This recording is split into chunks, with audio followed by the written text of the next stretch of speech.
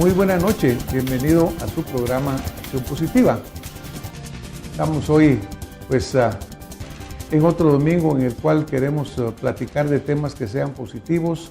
Sabemos que en Guatemala hay tantas situaciones tan confusas, pareciera que cada día está más complicado el panorama, ya no sabemos qué es lo que está pasando, pero siempre se dan acciones positivas acá. Una de ellas ocurrió esta semana recién pasada, el jueves para ser exactos, en el cual un verdadero artista, un hombre verdaderamente de gran reconocimiento, el profesor Celso Lara, fue condecorado con la Orden del Quetzal.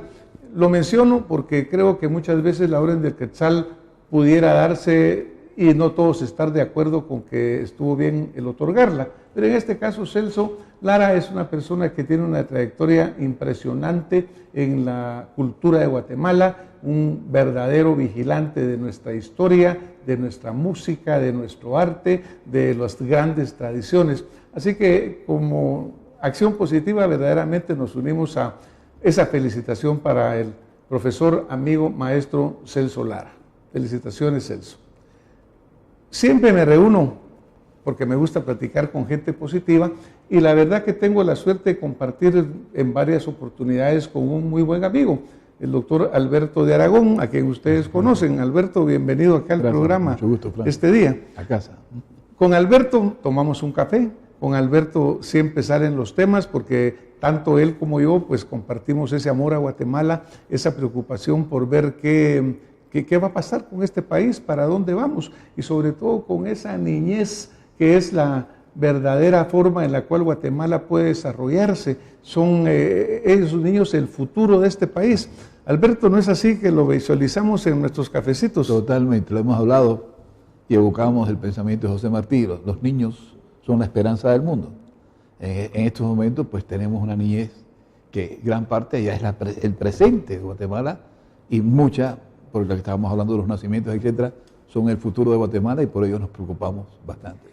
Pero yo sé que dentro de esta temática, Alberto, hay algo que a ti te preocupa siempre y es lo que pasa particularmente, por ejemplo, en el caso de tanta niña, tanta adolescente que es expuesta a violencia y que es expuesta incluso a nacimiento de niños. Totalmente. Porque hemos visto que en Guatemala la estadística es de que una gran cantidad de jovencitas o de niñas abajo de la edad de 15 años resultan teniendo sus bebés. Es correcto, es correcto. Sí, nuestra estimación, y la confirmamos después con la licenciada, fue que 1.500 criaturas nacen diariamente y de esas 1.500, 40%, en ese orden más o menos, son de mujeres, de niñas de menos de 15 años.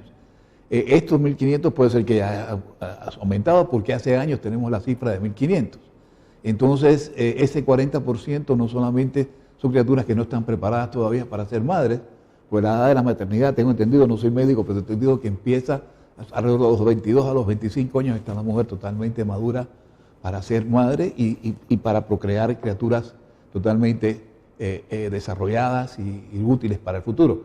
Entonces, y el problema no solamente es la edad de la madre, o sea, 40% menos de 15 años, sino el problema es que mucho de eso se produce por incesto. En consecuencia, hay una mezcla de sangre, hay una serie de problemas que se producen por ello muy graves, la psique de la criatura, su futuro en su desenvolvimiento, niñas jugando con bebés, sus muñequitos, etc. Y algo peor es que ya empezamos a ver niñas de 9 a 12 años trayendo criaturas al mundo y la cifra es de hace 3 o 4 años, no está actualizada, hubo 28 muertes por parto de niñas entre 9 y 12 años. O sea que cada vez la edad de la criatura que empieza a ser mujer, o sea, a hacer su parte femenina en la procreación, etcétera, es más reducida, es más joven. Muchas gracias, Alberto. Bueno, pues ya ven ustedes que es un tema que toca verdaderamente en el corazón de Guatemala. Además tenemos el problema de la desnutrición que sabemos que afecta tan duramente. Entonces, incluyendo pues una edad tan tierna de estas niñas que están siendo expuestas a tener niños, la desnutrición asociada. Pero cuando Alberto hablaba, él mencionó, vamos a comentarlo con la licenciada. Entonces ahora es la oportunidad que presente a mi invitada, que verdaderamente nos da un gusto que esté por acá, licenciada. Muchas gracias, doctor, por la invitación y por ser un aliado para visibilizar la situación de desprotección de la niñez y la adolescencia en Guatemala. La licenciada Magda Medina pues tiene una carrera de mucha trayectoria en esta área. Ella está con UNICEF, esa institución que entiendo que tiene ya más de 70 años de estar trabajando en Guatemala. Y ella es oficial de protección a la niñez.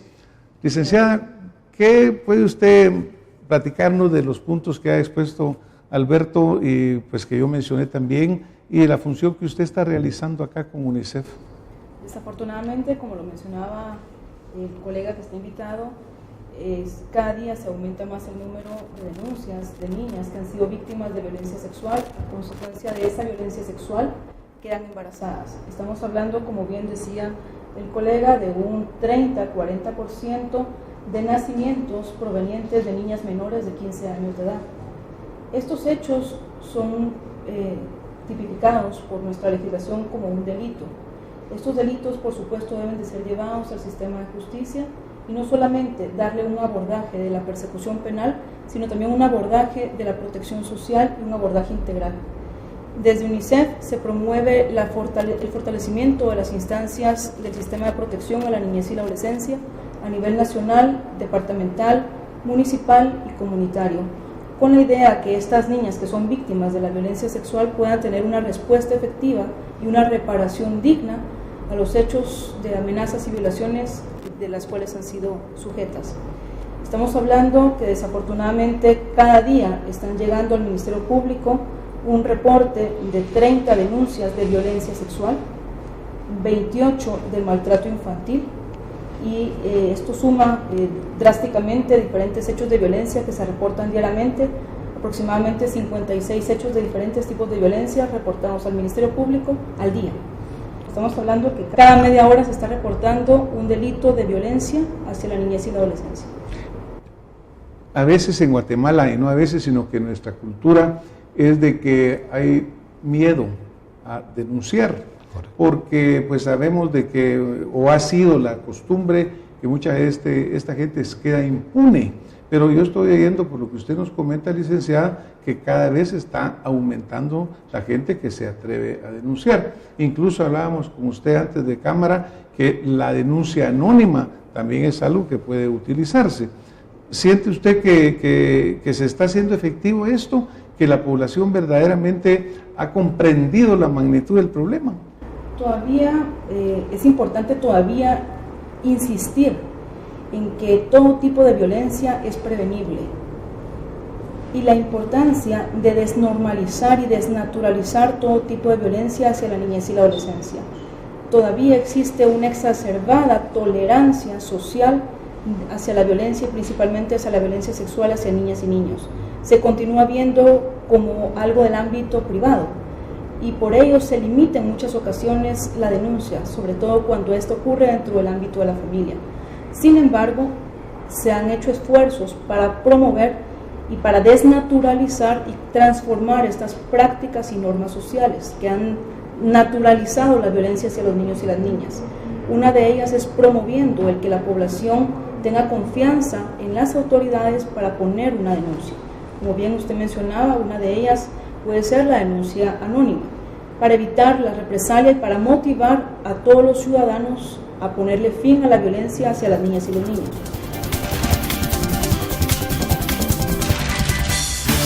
El cole, lonchera, la ref, el recreo, el picnic, el parque, la cena, ensalada, los panes, los cuates, las mixtas están listas, amigos y el gol, el hot dog. Bremen está en todo. Si es con Bremen, sí. Para motivar a todos los ciudadanos a ponerle fin a la violencia hacia las niñas y los niños. La denuncia anónima que se presenta ante cualquier instancia del sistema de justicia debe ser investigada de oficio por el Ministerio Público. Todos los delitos cometidos contra las niñas y los niños son delitos de acción pública. Es decir, que el Ministerio Público tiene la obligación de investigar y de perseguir penalmente cualquier amenaza o violación a los hechos, cualquier amenaza o violación a los derechos de la niñez y la adolescencia. Claro, porque de repente lo que se ve mucho en Guatemala es la impunidad, dice voy a denunciar y resulta que no pasó nada. Alberto, yo veo que tú tienes añadir algo en este comentario. Sí, yo no, la estadística no la tengo exactamente, pero de otras instancias sí. Y cuando se producen, digamos, 2 denuncias cada hora, una cada media hora, significa que probablemente cada 5 minutos es que se produce un hecho de violencia que no es reportado a las autoridades, etcétera. O sea, que desgraciadamente es mucho más grande el problema que el efecto de las acciones que estamos afortunadamente llevando a cabo. O sea, que se está haciendo algo ya, es fabuloso, pero queda mucho terreno por recorrer, desgraciadamente. Ahora, pues con este nivel de denuncia que está aumentando, ¿existen los recursos en el Estado para verdaderamente procesar esto, licenciada? Porque pudiera ser que la gente llega a denunciar, pero pues esto va a sobrecargar el sistema de justicia. Entiendo que hay una fiscalía ahora que tiene esa función específica, pero cuéntenos un poquito sobre esto. Efectivamente, el Ministerio Público aperturó la Fiscalía de Niñez y Adolescencia Víctima para dar respuesta a todas estas denuncias que están ingresando al sistema de justicia. La Fiscalía está conociendo los casos de violencia sexual contra niños y niñas, los casos de maltrato infantil y los casos de niñez sustraída o desaparecida. Actualmente esta Fiscalía tiene únicamente presencia en la ciudad de Guatemala y el desafío es su fortalecimiento y la expansión de la misma. Tengo entendido que dentro del plan estratégico del Ministerio Público se ha priorizado el eje de niñez y adolescencia y se tiene contemplada la expansión de dicha Fiscalía. En el interior del país son otras fiscalías las que están conociendo estos hechos delictivos, como la Fiscalía de la Mujer. Tú mismo mencionabas, Alberto, el hecho de que sucede más en el área urbana, ¿verdad? Porque desafortunadamente tenemos muchas Guatemalas. Tenemos la Guatemala acá, la profunda, en la capital, tenemos la Guatemala profunda, como se le da en llamar también, y tenemos pues áreas que están muy desprotegidas e incluso con cambios culturales. Totalmente. ¿Cómo pensarían ustedes que pudiéramos nosotros, que este mensaje llegara más, que la gente incluso en las áreas más remotas de Guatemala pudieran tener el conocimiento, primero, de que es un delito lo que se le está sucediendo, porque increíblemente hay gentes que lo ven como normal, la naturaleza, como usted decía. Pero ¿cómo creen que pudiéramos nosotros transmitir ese mensaje más fuerte? Yo creo que un proyecto de concienciación es importante. Como tú bien planteas, Francis, para algunas sociedades o para algunos grupos no es un delito, o sea, es algo natural, y lógicamente si se les hiciera ver la consecuencia que puede tener a nivel social, inclusive en su propia familia, el efecto de esas acciones, pudiera ser probablemente que podamos a un plazo no muy corto, pero esperar una reacción al respecto. Creo que es concienciación y, con todo respeto, algún poco de sanciones también cuando se producen los hechos. ¿Licenciada? Creo que es importante concientizarnos, como dice un amigo de la Liga Guatemalteca de Higiene de Salud Mental: nadie nace violento. La violencia es un comportamiento aprendido, y así como lo aprendo, también lo puedo desaprender, y toda forma de violencia es prevenible. Ninguna violencia es justificable. Es muy importante conversar con los niños y las niñas, escucharlos, creerles cuando nos cuenten que están siendo víctimas de cualquier hecho delictivo, ya sea por parte de un familiar. Lamentablemente, en el ámbito de mayor protección hacia los niños es donde a veces ocurren también las vulneraciones hacia ellos. Por ello es importante que se acerquen a personas que tengan confianza, como los maestros o cualquier miembro de la familia, que le pueda escuchar y que le pueda ayudar. Existen 115 municipios en todo el país que cuentan con oficinas municipales de protección a la niñez y la adolescencia, quienes están generando acciones de sensibilización, de prevención, de información para detectar y para derivar al sistema de protección y al sistema de justicia cualquier amenaza o violación a los derechos de la niñez y la adolescencia. Lo importante es hacer un alto a la violencia hacia los niños y niñas y quitar esa cifra negra, porque no todas las denuncias están llegando al sistema de justicia. Todavía, como mencionaba, se queda en el ámbito privado y eso perjudica aún más a las víctimas, revictimizándolas y perpetuando la cadena de la violencia en los seres humanos. Interesante lo que usted menciona, porque habla de 115 municipalidades. Yo estoy seguro que a lo mejor ni siquiera los pobladores de los municipios saben que existe. Y esto me trae otra pregunta. UNICEF, pues obviamente mencionábamos un reconocimiento internacional. Sé que en Guatemala también hay muchas instituciones interesadas y trabajando en ello. Pero existe una articulación, existe una política, o cada quien hace esfuerzos independientes, licenciado. Se cuenta con la Ley de Protección Integral a la Niñez y la Adolescencia desde el año 2003, que promueve la institucionalización de la protección especial a los niños y niñas. Sin embargo, esta ley ha sido superada. Esta ley necesita, hoy por hoy, ser superada y contar con un marco legal que promueva un sistema nacional de protección especial a la niñez y la adolescencia que genere servicios en todos los niveles. Se necesita la creación de una instancia que promueva la articulación y la coordinación de las más de 19 instituciones que convergen en todo el país a favor de la niñez y la adolescencia. Contamos con marcos legales suficientes actualmente, con instancias a favor de la niñez y la adolescencia, pero que cada una de ellas está actuando de forma descoordinada y desarticulada. Por ello se necesita que se cree un ente que las coordine y que promueva y que cree servicios en todos los niveles a favor de la niñez y la adolescencia. Esto no existe y, por ejemplo, en la ley tampoco está considerado este tipo de consejo, coordinadora o algo, ¿no? O sea que es algo que todavía habría que desarrollar. De hecho, en las últimas recomendaciones del Comité de los Derechos del Niño a Guatemala, recomienda que el Estado debe contar con esa instancia o con ese ente que promueva esta articulación institucional de la protección especial a la niñez y la adolescencia y la creación de servicios. Desafortunadamente, todas estas víctimas que comentábamos hace algún momento, las niñas que son víctimas de violencia sexual, que quedan embarazadas y que son ingresadas a un sistema de protección especial y de justicia para promover esa reparación digna, se quedan muy cortas porque no hay quien les dé un servicio de esa reparación psicosocial de la violencia a la que han sido víctimas. El Ministerio de Salud Pública es el encargado de la salud mental, sin embargo no tiene actualmente la capacidad para poder dar esa atención psicosocial a todas las víctimas de diferentes hechos delictivos, no digamos a las niñas víctimas de violencia sexual.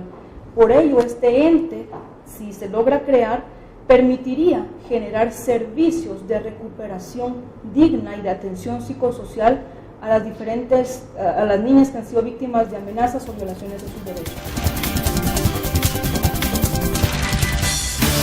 El cole, lonchera, la ref, el recreo, el picnic, el parque, la cena, ensalada, los panes, los cuates, las mixtas están listas, amigos y el gol, el hot dog. Bremen está en todo. Si es con Bremen, sí.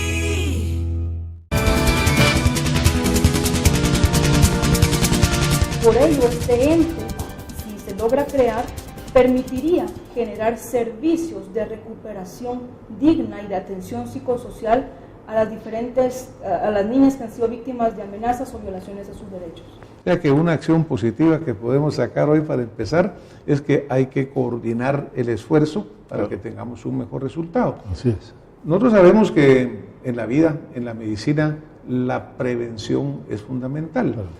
En este caso estamos hablando ya del hecho que sucede cuando una niña pues, es atacada, es violada, etcétera, pero ¿qué medidas podemos desarrollar preventivas? Porque este es un problema que tiene que ver con la cultura, separándolo de la educación, hablando en sí de la educación sexual. ¿Qué medidas preventivas crees, Alberto, que son las que deberíamos de impulsar y fortalecer? Yo vuelvo a la concienciación y vuelvo también a la advertencia, a la amenaza y la aplicación de sanciones. Primero, concienciación, porque como bien plantea el doctor, mi querido amigo Francis, no hay conciencia en ciertos lugares de que eso es un delito y el efecto terrible que puede tener en la sociedad. Inclusive hay quien lo ve como el gran héroe que fue capaz de conquistar a una doncellita, etcétera, pero el efecto social es dramático en Guatemala. O sea, esas criaturas, ¿qué oportunidad tiene una criatura de nacer de una mujer de 12 años, 13 años? Tiene su muñequito en lugar y tiene garantizada desgraciadamente una vida sin posible desarrollo intelectual ni físico. Entonces eso cada vez nos va echando más hacia atrás la sociedad nuestra. Estoy seguro que la licenciada tiene una cifra de que la mujer guatemalteca es la de menos estatura del mundo, es la más bajita del mundo, pero además es la más fértil. Pues las más fértiles mujeres en el mundo son las africanas y las latinas. Y la latina es la guatemalteca. Y en Guatemala exacto, particularmente. Particularmente, claro. Exactamente. Entonces, ¿qué es eso? Quiere decir que hay una reproducción en algunos casos por falta de conocimiento, mucho más fuerte, mucho más avanzada que en otros lugares, sobre todo en las zonas rurales. El efecto es que a menor educación y menor ingreso económico es más el número de hijos que se tiene. Familias de 7, 8 en la zona rural, en la capital. O sea, limita obviamente su poder económico y su poder de formarse. Licenciada, ¿usted qué piensa de esas medidas preventivas que debemos impulsar fuertemente? Por supuesto que hay que apostarle a la preservación de la familia y al fortalecimiento familiar, escuchando a los niños y las niñas cuando nos cuenten que están siendo víctimas de cualquier amenaza o violación a sus derechos en cualquier espacio en el que él se desenvuelva, en el ámbito educativo, en el ámbito social o en el ámbito de la familia, o incluso también en el ámbito de la comunidad. Desnaturalizar, conversar con ellos y poderles transmitir el mensaje de seguridad que estará un adulto para protegerle y para poderle acompañar en su plan de vida y en su desarrollo. Desnaturalizar la violencia es concientizar la misma y cortar ese círculo poniendo también una denuncia, como mencionaba anteriormente. Es muy importante también informar a los niños y a los adolescentes que los riesgos no solamente ocurren en el mundo real, sino también en el mundo virtual. La tecnología hoy por hoy es una oportunidad para la información de los niños y las niñas, pero también es un ámbito de riesgo para los mismos cuando no se conoce con quién estoy del otro lado de la pantalla comunicándome. UNICEF, conjuntamente con otros aliados, está impulsando estrategias para la protección a los niños y niñas en línea, en el ciberespacio, para prevenir la violencia y la explotación sexual a través de los medios virtuales. Y eso es algo que realmente, qué bueno que usted lo está señalando, ¿verdad? Porque no se piensa, pero sin embargo muchas veces en los medios se publica, incluso fuera de Guatemala, que alguna niña es contactada vía Facebook, que es invitada a una reunión y de repente pues termina siendo violada, incluso asesinada, pues desafortunadamente. Así que yo creo que contemplar todos esos puntos es sumamente importante. En esta articulación o en esta situación, ¿cuál es el rol que juega UNICEF? ¿Cómo es su interacción? Por ejemplo, usted mencionó a alguien de la Liga Mental de Guatemala, de Salud Mental, y diferentes. ¿Cómo trabaja UNICEF? ¿Tiene una relación interinstitucional? ¿Trae políticas que se van a implementar? ¿Cómo es la operación de UNICEF en este caso? UNICEF, al igual que las diferentes agencias del Sistema de Naciones Unidas, trabajan por el fortalecimiento del Estado de Derecho en Guatemala y por ende el fortalecimiento de la institucionalidad pública del país. Asimismo, el fortalecimiento también de la sociedad civil para promover mecanismos de auditoría social y fiscalización para el cumplimiento de los roles que juegan las diferentes instancias del sector gubernamental relacionado a la protección, en este caso, de la niñez y la adolescencia. Por ello es que UNICEF ha venido trabajando en los diferentes niveles, a nivel nacional, con instancias del sector justicia, como Ministerio Público, organismo judicial, asimismo con las instancias del sector de sistema de protección, como la Procuraduría General de la Nación, la Secretaría de Bienestar Social, que juega un rol fundamental en impulsar acciones de preservación familiar, así como acciones para generar sanciones alternativas a los adolescentes que cometen algún hecho delictivo. Asimismo, se trabaja también con el Consejo Nacional de Adopciones para que todos aquellos niños y niñas a quienes se les ha dado el derecho a desarrollarse en un ambiente familiar puedan hacerlo. Así también se trabaja con otras instancias, como el Ministerio de Gobernación también, para, como les mencionaba anteriormente, impulsar acciones también de prevención, de detección de casos y asimismo de investigación criminal cuando ya se está cometiendo algún hecho delictivo. Obviamente la Procuraduría de Derechos Humanos, etcétera, ¿verdad? Alberto, creo que antes de entrar en la cámara hablábamos sobre, se trata de recargar un poco la responsabilidad en, digamos, la víctima, ¿no? Pero obviamente también debe de señalarse al posible el que va a ofender, el que va a causar el problema, al agresor, de realmente los problemas que va a enfrentar. Él debe saber que no va a ser impune, que no va a actuar como que hubiera pasado nada, sino que debe saber que existe una certitud de castigo. Desafortunadamente, esta falta de certitud en el castigo y esa falta de cumplimiento de la ley es un problema generalizado. Cuando la licenciada menciona en el hogar hay que detectar los posibles síntomas de que un niño esté siendo atacado. ¿Qué pasa, por ejemplo, en estos hogares desintegrados en el cual desafortunadamente por múltiples razones pues los padres pasan la mayor parte del tiempo fuera de la casa por trabajo, porque tuvieron que irse del país, por lo que sea? Este niño no encuentra verdaderamente con quién comunicarse. Así es. Lamentablemente en el país el porcentaje de hogares desintegrados es muy elevado. Es muy elevado. Sí, solamente no quiero que se criminalice también a las familias monoparentales. No, claro. La violencia hacia los niños y niñas ocurre en familias de padre y madre, también en familias monoparentales de solamente un papá o una mamá por lo regular. Exactamente, entonces eso me preocupó. Yo creo que hay cosas interesantes. Sí. Una es que aproximadamente, dicen, Guatemala es un matriarcado, o sea, aproximadamente más del 70% de los hogares está dirigido por una mujer sola, sin hombre, sin esposo, por razones de viudez, abandono o lo que fuera. O sea, que son las mujeres las que tienen la responsabilidad principal, son estoicas porque levantan a su familia de la nada en algunas ocasiones. Yo tengo una noticia que puede ser buena en este sentido también, y hablando de salud mental.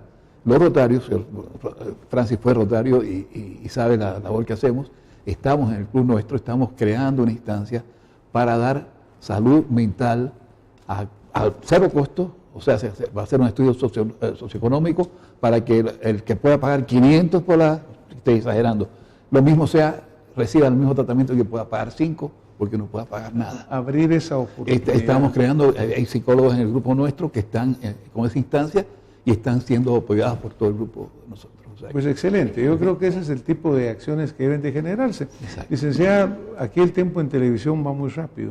Si usted quisiera dejar el mensaje que usted considera más importante para nuestra audiencia, ¿qué mensaje le gustaría compartir con la gente que nos acompaña todos los domingos en Acción Positiva?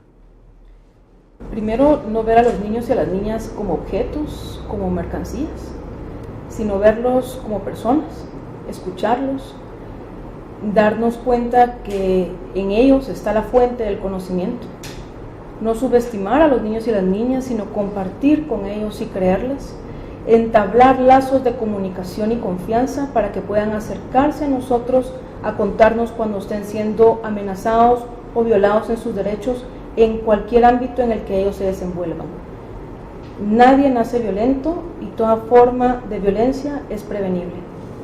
Licenciada, muchísimas gracias. Verdaderamente yo creo que el mejor mensaje imposible de dejar.